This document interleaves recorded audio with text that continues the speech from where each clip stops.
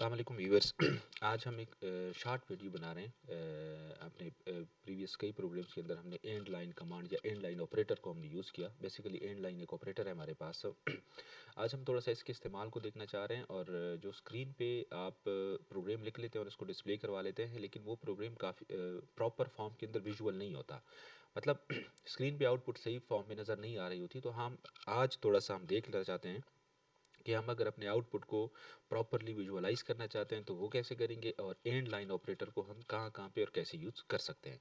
So and line हमारे पास simply क्या है, एक ऑपरेटर है। और उस ऑपरेटर का काम क्या है कि अगर आप कोई आउटपुट लिखना चाहते हैं तो वो आउटपुट सिंपली क्या करेगा, स्क्रीन पे सॉरी जो आउटपुट नज़र आ रही है, अगर आप एंड लाइन ऑपरेटर यूज़ करते हैं तो उसका काम क्या होगा, वो सिंपली उसने नेक्स्ट लाइन पे इसको डिस्प्ले करवाना है। अच्छा, सो अब यहाँ पे अगर हम अपना प्रोग्राम लिखना शुरू कर दें, so I am declaring int main and then I have variable v1 and v2।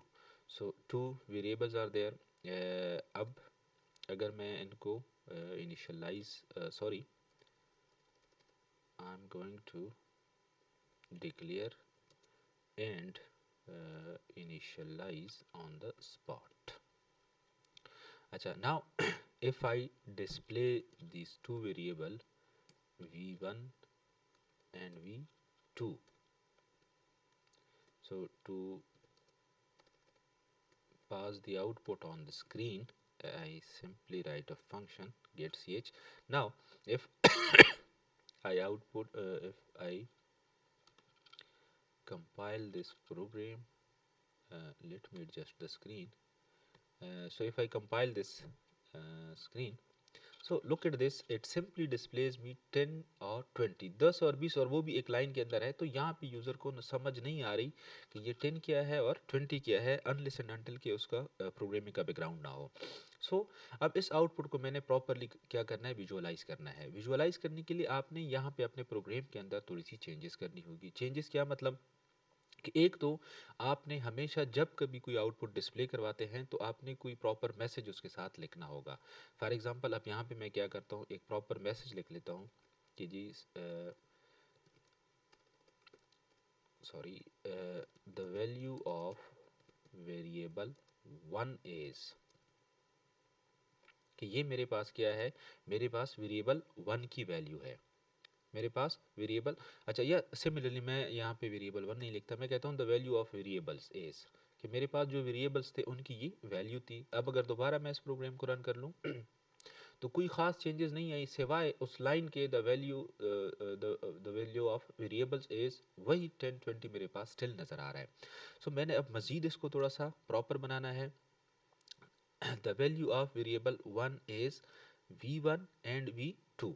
अब मैं ये चाहता हूँ बेसिकली कि मेरे पास पहले आ जाए the value of let me do it, the value of variable is v1, मतलब वेरिएबल वन की वैल्यू आ जाए, फिर मेरे पास दूसरे लाइन पे वेरिएबल टू की लाइन आ जाए।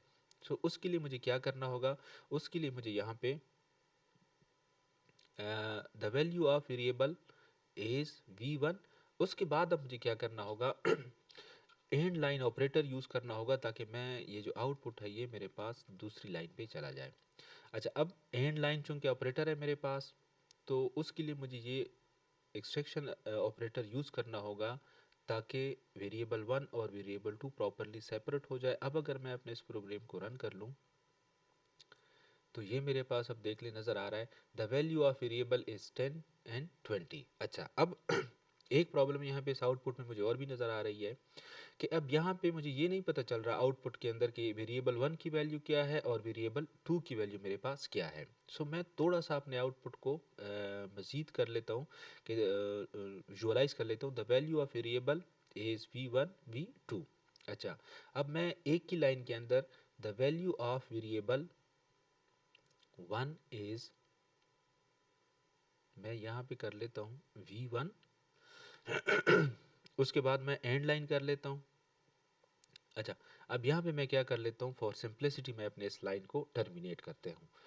एक तो यहाँ पे मुझे यूज़र्स के लिए क्लियर कट आ जाएगा कि वेरिएबल 1 की वैल्यू ये है। सिमिलरली मैं एक और मैसेज डिस्प्ले करवा लेता हूँ, the value of variable 2 is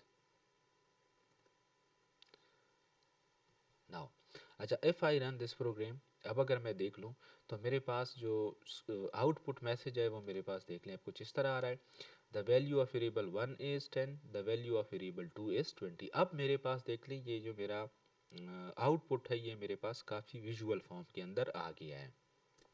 और उसके लिए मुझे चेंजेस क्या करनी पड़ी, मैंने यहाँ पे एक स्ट्रिंग कांस्टेंट को यूज़ कर दिया, मैसेज प्रॉपरली डिस्प्ले करवा दिया, उसके बाद फर्स्ट वेरिएबल डिस्प्ले करने के बाद मैंने एंड लाइन ऑपरेटर लिखा।